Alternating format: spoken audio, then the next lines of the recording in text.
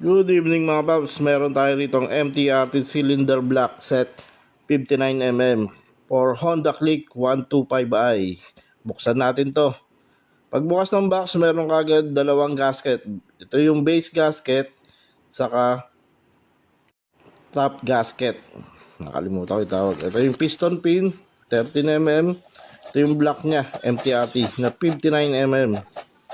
Yun, kintab. Steel ball siya mga paps. So, kailangan natin ang tawag dito, ito yung kanyang piston MTRT 59mm. Ito naman ang kanyang piston ring set na RIK. So mga paps, available ngayon to sa Pop Speed Motor Parts, Pandacan, Manila. Ride safe!